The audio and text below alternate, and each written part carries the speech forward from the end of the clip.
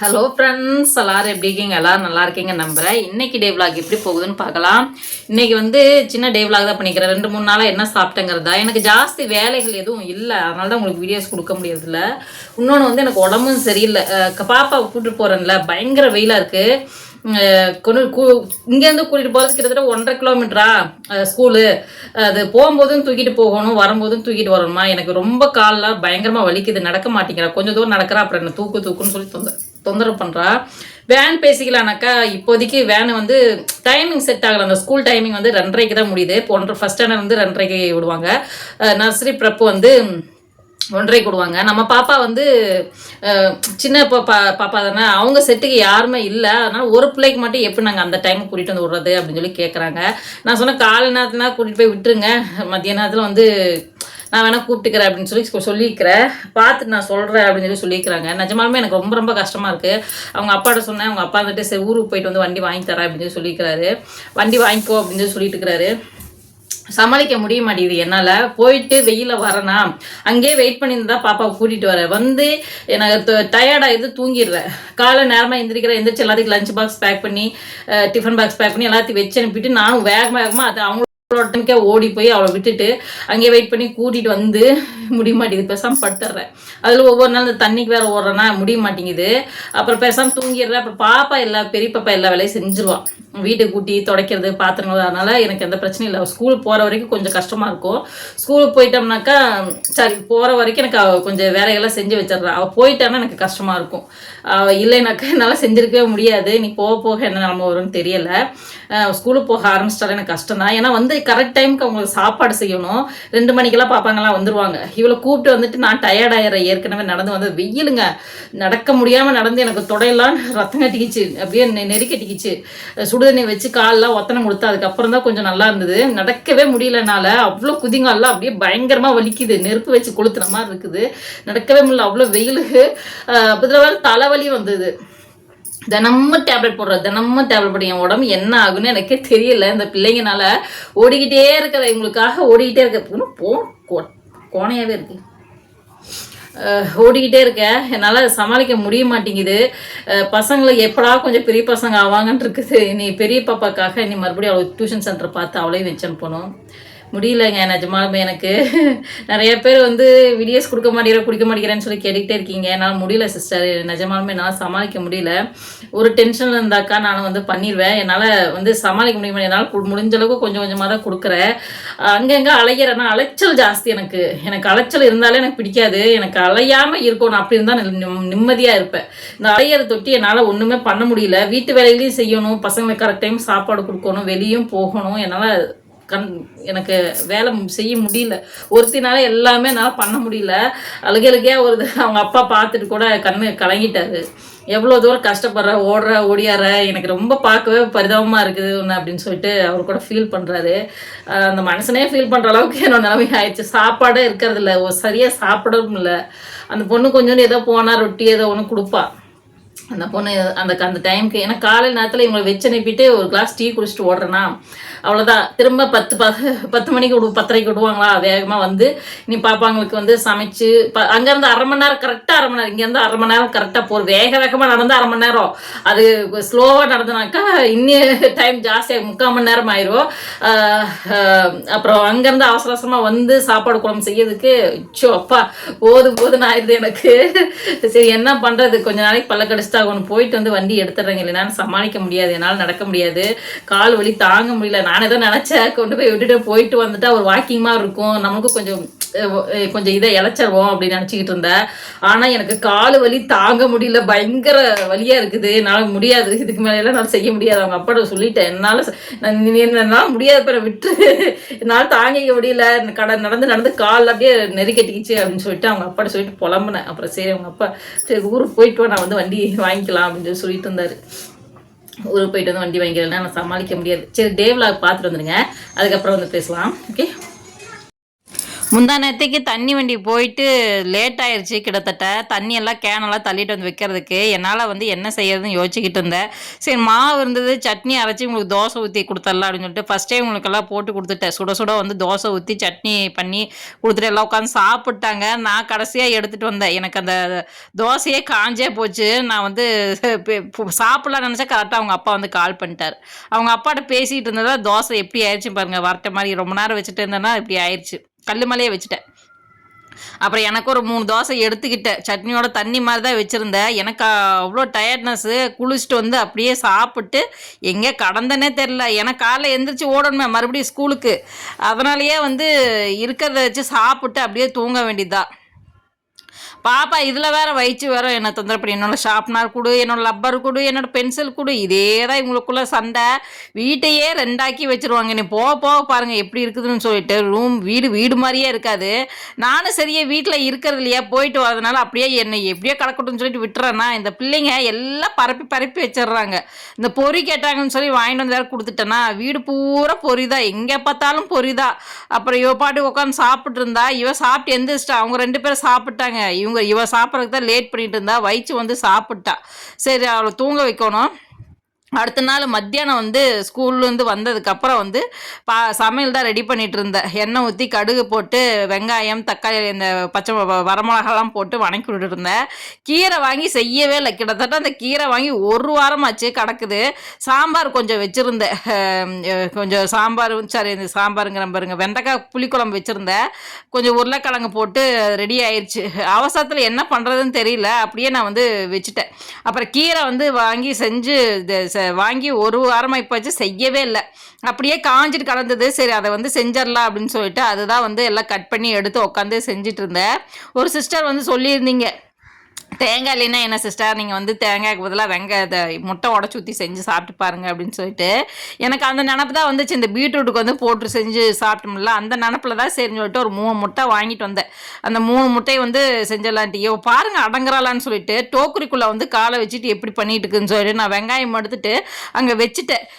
எப்படி வந்து டோக்கரிக்குள்ளே காலை வச்சுட்டு அடங்கவே மாட்டேங்குது. கொஞ்சம் நேரம் கம்முன்னு இருக்க மாட்டேங்குது. வீடு பாருங்கள் என்ன கெதி பண்ணி வச்சுருந்தான்னு சொல்லிட்டு நான் வந்து எல்லாம் கீரையெல்லாம் கட் பண்ணி உள்ளே வச்சுருந்தேன்.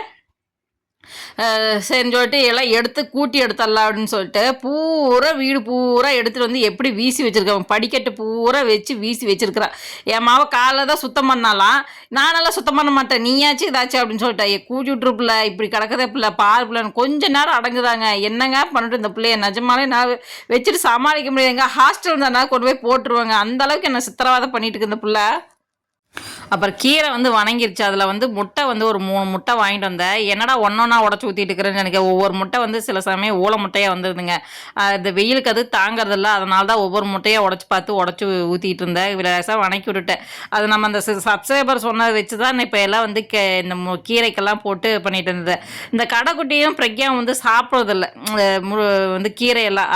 சாப்பாடு பிசைஞ்சு நான் ஊட்டி விட்டால் தான் சாப்பிடுவாங்க.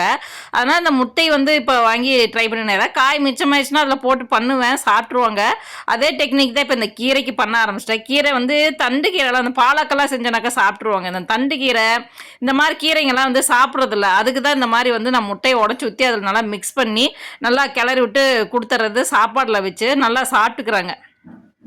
இந்த ஐடியா எனக்கு வந்து முன்னாடி தெரியாமல் போயிடுச்சு. எங்கள் அம்மா செய்வாங்க, முருங்கைக்கீரையில் வந்து முட்டை போட்டு செய்வாங்க. அது டேஸ்ட் நல்லாயிருக்கும். வேர்க்கடலை முட்டை எல்லாம் ஒரு டைம் வேர்க்கடலை போட்டு செய்வாங்க, ஒரு டைம் வந்து முட்டை போட்டு செய்வாங்க. நம்ம வீட்டில் மரம் இருந்துச்சு, அதனால் வந்து எங்கள் அம்மா எப்போ பார்த்தாலும் செய்வாங்க. எங்கள் அம்மாவை திட்டிக்கிட்டே கிடப்பேன். எங்கள் முருங்கை மரத்தில் அவ்வளோ டேஸ்ட் நல்லாயிருக்கும்.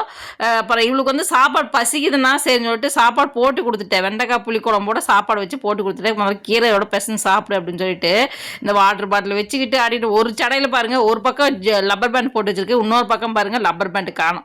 அடங்குதா இதெல்லாம் யார் சாப்பிடுவான்னு எனக்கு கேள்வி கேட்குது. இது என்ன முட்டை குழம்புன்னா இப்போ என்னமோ கீரை எடுத்து வந்து வச்சிருக்கேன்னு எனக்கு திட்டுதுங்க. இப்படி சாப்பிடுப்பில்ல அதில் முட்டை இருக்குது பிள்ளை அப்படின்னு முட்டையை அது தேங்காயில் போட்டு வச்சிருக்கிற அப்படின்னு சொல்லிட்டு எங்கிட்ட சண்டைக்கு வருது. இல்லைப்பல முட்டை தான் போட்டு செஞ்சுருக்க நீ சாப்பிடு அப்படின்னு சொல்லிட்டு இருந்தேன். சரின்னு சொல்லிட்டு அப்படியே லேசாக வணக்கி விட்டு எனக்கு சரியான பசி. சாப்பாடு கொஞ்சம் எடுத்துக்கிட்டு, ஏன்னா காலேருந்து அந்த பொண்ணு 2 ரொட்டி கொடுத்துச்சே, இருந்தாலும் நமக்கு பசி கட்டுப்படி ஆகாது. சாப்பிட்றதுக்கு 2 மணி ஆகிப்போச்சு. பிரக்யாவும் சரிஷ்மாவும் வருவாங்க.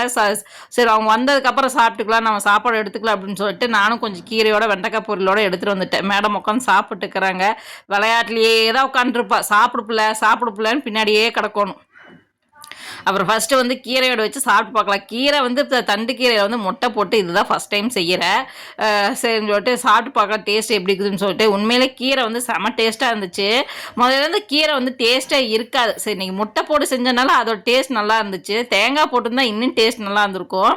நம்ம ஊருக்கு வந்தால் எனக்கு அந்த தண்டு கீரை வந்து ரொம்ப ரொம்ப பிடிக்கும். நம்ம ஊரில் குட்டி குட்டியாக இருக்கும், சின்னதாக இருக்கும். அது வந்து 10 ரூபா 20 ரூபா தான் கட்டி இருக்கும். அதை வாங்கிட்டு வந்து பொரியல் செஞ்சு ஒரு வாட்டி தான் அப்போதைக்கு காலியர் அந்த சின்ன வெங்காயம் நிறைய அள்ளி போட்டு சின்ன பீஸாக கட் பண்ணி போட்டு அந்த கீரையெல்லாம் போட்டு கொஞ்சம் தேங்காயெல்லாம் துருவி போட்டு செஞ்சுருந்தா அது அவ்வளோ டேஸ்ட் நல்லாயிருக்கும். எனக்கு ரொம்ப ரொம்ப பிடிக்கும். இங்கே வந்து கீரை வந்து அந்த பாலக்கீரை ஒன்று தான் நல்லாயிருக்கும். மற்றபடி இந்த தண்டுக்கீரை வந்து முத்தின தண்டுக்கீரையாக இருக்கும். அதில் விதைகள்லாம் கூட வந்திருக்கும். வேறு வழி இல்லை, கிடைக்கும் போது நம்ம சாப்பிட்டுக்கிட்டா தான் உண்டு. எது கிடைக்குதோ அதை சாப்பிட்டுக்க வேண்டியதா. கீரையெல்லாம் சாப்பிட்றதுக்கு இந்த இடத்துல ஆசையே கிடையாது. ஒன்று கடுகு கீரை, பாலக்கீரை, வெந்தயக்கீரை, இந்த 3 கீரை தான் கிடைக்கும் நாற்றுல. அது அந்த குளிர் காலத்தில் தான் கொஞ்சம் ஃப்ரெஷ்ஷாக கிடைக்கும். வெயில் காலத்தில் வந்து அவ்வளோக்கும் ஃப்ரெஷ்ஷாக இருக்காது. சரி புளிக்குழம்போட வச்சு சாப்பிட்லாம் அப்படின்னு சொல்லிட்டு புளிக்குழம்பு வச்சு சாப்பிட்டேன். செம்மையாக இருந்துச்சு. அதுவும் பாப்பா இருந்துட்டு புளிக்குழம்பு டேஸ்ட் சூப்பராக இருக்குமா அப்படின்னு சொல்லிட்டு, ஏன்னா கொஞ்சம் புளியை உண்டுனாப்புல போட்டிருந்தேன். அவளுக்கு அந்த புளிக்குழம்புன்னா ரொம்ப பிடிக்கும். கொஞ்சம் காரசாரமாக சுருக்குன்னு இந்த புளிக்குழம்போட வச்சு கொடுத்துட்டாக்கா சாப்பிட்றதுக்கு நல்லாயிருக்கும். அப்புறம் இவ்வளோ உட்காந்து சாப்பிட்ருந்தா. தண்ணி வந்து நார்மல் தண்ணி குடிக்க முடியலைங்க, ஃப்ரிட்ஜு தண்ணி தான் குடிக்கிறது. ஃப்ரிட்ஜுக்கு கொஞ்சம் பானை வாங்கிட்டு வந்து வச்சுக்கலாம் தான் பார்த்துட்டு இருக்கிறேன். பட் பானை வாங்குறதுக்கு இவ்வளோக்கிட்ட உருப்படியாக இருக்குமான்னு. சின்ன கம்மு இருக்க மாட்டா, அது ஏறி குதித்து கீழே எப்படியா தள்ளி விட்ருவா. அந்த பயத்துலேயே நான் வந்து பானை வாங்காமல் இருக்கிறேன். வாங்கி வச்சுருந்தோம்னாக்கா உடச்சிருவான்னு சொல்லிட்டு அப்புறம் கீரையோடு போட்டு பிசைஞ்சு இவ்வளோ கொடுத்துட்டு இருந்தேன் சாப்பிடு அப்படின்னு சொல்லிட்டு. அப்படியே அடங்குதா, அது எடுக்கவும் இது எடுக்கவும் இது நோண்டவும் அதை நோண்டவும் இதே தான் வேலை. இவ்வளோ கொஞ்ச நேரம் இவ்வளோ வச்சுட்டு என்னால் சமாளிக்க முடிய மாட்டேங்குது. அப்புறம் நைட்டுக்கு காலையில் இன்றைக்கி காலையில் நாஸ்தா பார்த்தீங்கன்னா உப்புமா தான் ரெடி பண்ணியிருந்தேன். உப்புமாவும் பருப்பும் தான் பண்ணியிருந்தேன். அதுதான் எடுத்துக்கிட்டாச்சு. என்னடா சாப்பிட்ற வீடியோஸை காமிச்சிருக்கிறேன்னு நினைக்காதீங்க, அதுதான் பண்ண முடிஞ்சுது, வேறு எதுவும் செய்ய முடியல. அப்புறம் கொஞ்சம் சாப்பிட்டு நீ வீட்டு வேலைகள்லாம் செய்யணும். இவ்வளோ நாள் வந்து வீடெல்லாம் சரியாக க்ளீன் பண்ணவே இல்லை. இன்றைக்கி வந்து கொஞ்சம் க்ளீன் பண்ணலாம். ஏன்னா பாப்பா க்ளீன் பண்ணனால அவள் வந்து சரியாக க்ளீன் பண்ணல. அவளுக்கு தெரிஞ்ச மாதிரி அவள் க்ளீன் பண்ணிட்டா. இன்றைக்கி நம்ம வந்து க்ளீன் பண்ண வேண்டியதா. இவன் வந்து ஆசா க்ளீனிங் போயிட்டு வந்தா. எங்கே ஃபாரினர்ஸ் வந்துருக்காங்கன்னு சொல்லிட்டு அவங்க பேச்சுக்காக கூப்பிட்டுருந்தாங்க. சரி போயிட்டு வந்தா. நான் வந்து கொஞ்சம் சோப்பு சரப்பெல்லாம் போட்டு ஜாடு வச்சு நல்லா தேய்ச்சி விட்டேன். ரொம்ப அழுக்காக இருந்துச்சு. நான் கவனிக்கிறதே இல்லையா வீட்டை. இப்போ அது பூரா அந்த கார்னர்லேயே ரொம்ப அழுக்காக இருக்குது. அதனால் வந்து நல்லா சீமார் வச்சு நல்லா அந்த சரத்தூளெல்லாம் போட்டு நல்லா தேய்ச்சி விட்டேன். எல்லா இடத்துலையும் வந்து ரொம்ப அந்த கார்னர்ல ரொம்ப ரொம்ப இருந்துச்சு. இந்த ஒரு வாரமாக வீடு துடைக்கவும் இல்லை, போச்சா போடவும் இல்லை. அதனால் வந்து பூரா அந்த இடத்துல நல்லா ஒட்டிக்கிச்சு. கிட்டத்தட்ட மண்ணு காற்று அடிச்சுக்கிட்டே இருக்குதுங்க. மண்ணு காற்று ஒரு வாரமாக வந்து பயங்கர மண்ணு காற்றா இருக்குது. என்னதான் க்ளீன் பண்ணாலும் க்ளீன் பண்ண மாதிரி இருக்கிறதில்ல. அதனாலேயே வந்து வீடு பூரா தூசியாக இருக்குது, மண்ணாக இருக்குது. அதனால் சரி சொல்லிட்டு இன்றைக்கி வந்து எல்லாம் அந்த சோப் போட்டு நல்லா தேய்ச்சி விட்டேன். இல்லைன்னா இப்போ பார்க்கறதுக்கு வந்து அது ரொம்ப என்னதான் நான் க்ளீன் பண்ணாலும் நீட்டாக இருக்கிறதில்ல, அது உடஞ்சிருக்கிறதுனாலையே. இருந்தாலும் நம்ம பார்க்கும்போது கொஞ்சம் ஓரளவுக்கு நான் நீட்டாக இருக்கணுங்கிறதுக்காக இந்த மாதிரி தேய்ச்சி விட்டேன். அப்புறம் துணியெல்லாம் அலாசி ஏற்கனவே காய வச்சுட்டு கிட்டத்தட்ட 2-3 சக்கை இருந்தது, போடுற கிடமே இல்லை. ஒரு வாரமாக துணி துவைக்கல. இந்த தண்ணி வண்டி வரலையா, அதனாலேயே வந்து துணி துவைக்காமையே விட்டுட்டேன். இன்றைக்கி வந்து யூனிஃபார்ம் எல்லாம் கொஞ்சம் இருந்துச்சு. இன்றைக்கி எல்லாத்துக்கும் வந்து தொழிலாளர்கள் தினம் நல்வாழ்த்துக்கள். எனக்கு தொழிலாளர்கள் இந்த வேலை நம்மளுக்கு எப்பயுமே இருக்கும். நான் முன்னாடி என்ட்ரிலேயே சொல்லியிருக்கணும், பட் நான் வந்து மறந்துட்டேன். இப்போ தான் எனக்கு ஞாபகம் வந்துச்சு. சரி சொல்லிட்டு எல்லா துணியும் எடுத்து வந்து போட்டேன். செடியெல்லாம் பாருங்கள், எல்லாம் கொஞ்சம் வெயிலுக்கு அப்படியே பாடி இருக்குது. பூ நிறையா தான் வச்சுருக்கு, பட் இதுக்கு வந்து மருந்து நான் இன்னும் போடல. பூ மருந்து போடாதனால பூ வந்து கம்மியாக தான் வைக்குது. எல்லாம் வந்து வாடின மாதிரி இருக்குது செடிங்கள்லாம். நான் வந்து அப்படியே பெட்ஷீட்டெல்லாம் கொஞ்சம் அலாசி அப்படியே போடுறதுக்கே இடமில்ல, அப்படி அப்படியே ஒன்று மேலே போட்டு அப்படியே காய வச்சுருந்தேன். செடியெல்லாம் இப்போ இந்த வெயில் தாங்க முடியலைங்க, நம்மளாலேயே தாங்க முடியல. இந்த உச்சி வெயிலில் வேறு நான் வச்சுருக்கிறேன்னா செடிங்கள்லாம், இருந்தாலும் அது தாங்க முடியாமல் பூவே பாருங்கள் வெளுத்து போன கலர் மாதிரி ஆகிப்போச்சு. அந்த அளவுக்கு பயங்கர வெயில். ரோஸும் பாருங்கள் அப்படியே வந்து இதில் ரொம்ப டார்க்காக வரும். இப்போ வெயிலுக்குனால எப்படி ஆகிப்போச்சுன்னு பாருங்கள். இந்த ரோஸ் வந்து நல்லா பெரிய பெரிய ரோஸா வரும்.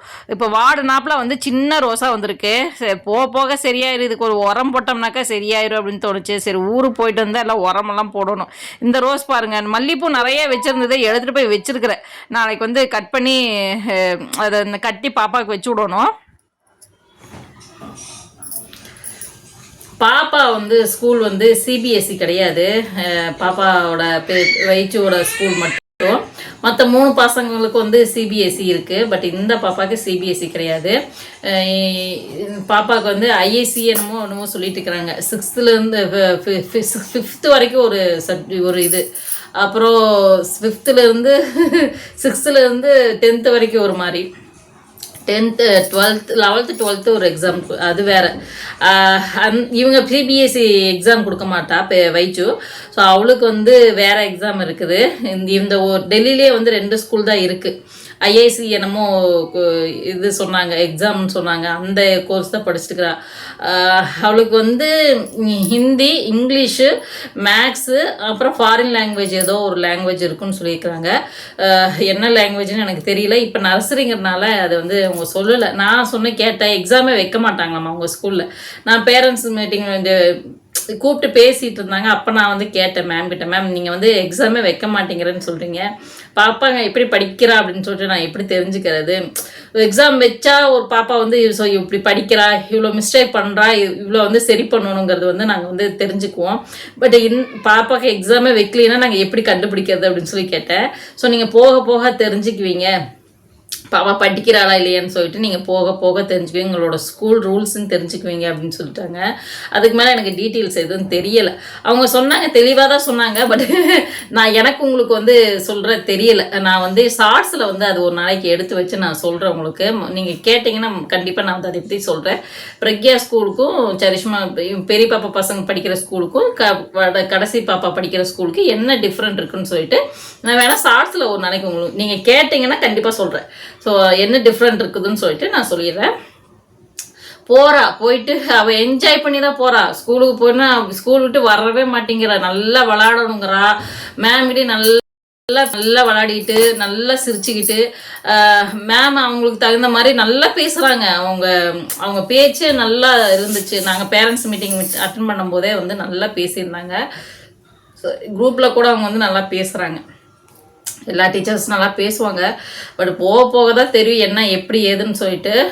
சாப்பாடு வந்து இப்போதைக்கு வந்து 1 hour 2 hour தான் ஸ்கூலுக்கு போயிட்டு இருக்கிறாளா. இந்த 2 நாளைக்கு வந்து 1 hour வச்சுருந்தாங்க. ஏன்னா புதுசாக வர குழந்தைங்க அழுவாங்க. நிறைய குழந்தைங்க அழுதுதுங்க. இது அழுகவே மாட்டேங்குது, ஜாலியாக போகிறா. நீ வந்து என்ன வீடியோ எடுக்கிற மாதிரி எங்கிட்ட சண்டைக்கு நிற்கிது, அந்த கதவை பற்றியே பம்பிக்கிட்டு நிற்கிது, வீடியோ வந்து எடுவா அப்படின்னு. நான் எப்படி போய் எடுக்கட்டும்? நீ என்னை எடுக்கவே மாட்டேங்கிற, வீடியோ எடுக்க மாட்டேங்கன்னா எங்கிட்ட சண்டை. மேடம் கிட்ட வேறு மாற்றி வைக்கிறா, எனக்கு எங்கள் அம்மா வீடியோ எடுக்க மாட்டேங்கிற என்னன்னு கேளு அப்படின்னு சொல்லிட்டு. ஐயோ பேய் பற்றி வச்சுருக்குற வீட்டை பார்த்தீங்களா என்ன கதி பண்ணி வச்சுருந்தான்ட்டு. இதில் வச்சுட்டேன்னா சமாளிக்கவே முடிய மாட்டேங்குது. ரொம்ப சேட்டை, ரொம்ப இது பண்ணிட்டு இருக்கிறா நீ போக. ஆனால் வந்து அங்கே வந்து ஸ்டேஜ் பர்ஃபார்மன்ஸ் தான் ஜாஸ்தி இருக்கும். அங்கே வந்து பேச்சு திறமை தான் இருக்கணும். அது இவளுக்கு நல்லாவே செட் ஆயிடுச்சு. இங்கிலீஷில் நல்லா பேசணும். மேம் கூட சொன்னாங்க, பாப்பா வந்து வீட்டில் இங்கிலீஷில் பேச வைங்க அப்படின்னு சொல்லிட்டு. இங்கிலீஷில் பேசுங்க, நாங்கள் இங்கிலீஷில் தான் பேசுவோம். ஸ்டேஜ் பர்ஃபார்மன்ஸ் நிறையா இருக்கும். ஸ்டேஜில் முன்னாடின்னு இப்போ ஸ்பீச்சிங் தான் நிறையா கொடுக்கணும், எக்ஸாம்லாம் கிடையாது அப்படின்னு சொல்லிட்டாங்க. ஸோ அதனால் வந்து அதுக்கு தகுந்த மாதிரி தான் அவளை ரெடி பண்ணணும். அவங்க அக்காக்கிட்ட சொல்லிட்டு தான் இருக்கிறேன். சரிம்மா நம்ம பார்த்துக்குறோம்னு சொல்லிட்டு இருக்கிறாங்க. பட் அவங்களுக்கு நிறைய டிஃப்ரெண்ட் இருக்குது. எப்படி போக போக அவளை கொண்டு வருவேன்னு தெரியலை. முடிஞ்ச அளவுக்கு நம்ம வந்து நம்மளோட எஃபெக்ட் கொடுத்தே ஆகும். ஸோ ரைம்ஸ் வகை இந்த மாதிரி தான் கொடுத்துருக்காங்க படிக்க வைக்கிறதுக்கு. பார்க்கலாம் போக போக எப்படிலாம் வருதுன்னு சொல்லிட்டு. சரி இன்றைக்கி டே விலாக் இப்படி தான் போச்சு. கண்டிப்பாக நாளைக்கு நல்ல வீடியோவில் பார்க்கலாம். நான் முடிஞ்ச அளவுக்கு வந்து வீடியோஸ் கொடுக்குறேன். ஜாஸ்தி என்னால் கொடுக்க முடியலனாலும் கொஞ்ச நாளைக்கு எனக்கு கஷ்டமாக தான் இருக்கும். பசங்களை அதாவது டைமுக்கு அவங்கவுங்க செட் ஆகிற வரைக்கும் எனக்கு வந்து ரொம்ப கஷ்டம். நான் கூட்டிகிட்டு நடக்க முடியறது ரொம்ப ரொம்ப கஷ்டமாக இருக்குது. போயிட்டு வர எனக்கு சமாளிக்க முடியல. எனக்கு உடம்பு ரொம்ப வீக் ஆயிடுச்சு. நீங்கள் பார்த்தா தெரியும், எனக்கு வந்து ஸ்ட்ரென்த் இருக்காது. முன்ன இருந்த ஸ்ட்ரென்த்து இப்போ இருக்கிற ஸ்ட்ரென்த்து பில்குலி ஸ்டேஞ்சாக இருக்கும். ஏன்னா அந்தளவுக்கு வந்து டயர்ட்னஸ் தான் இருக்கும். உடம்பு கிளம்பல. வீட்லேயே அவ்வளோ வேலைகள், வெளியும் போன வேலை, அலைச்சல். அதனால் வந்து எனக்கு அந்த ஸ்ட்ரென்த்து இல்லை.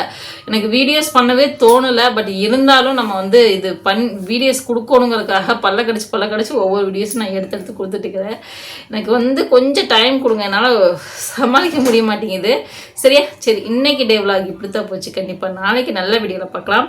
Okay, bye friends. நெக்ஸ்ட் பார்க்கலாம். பாய்.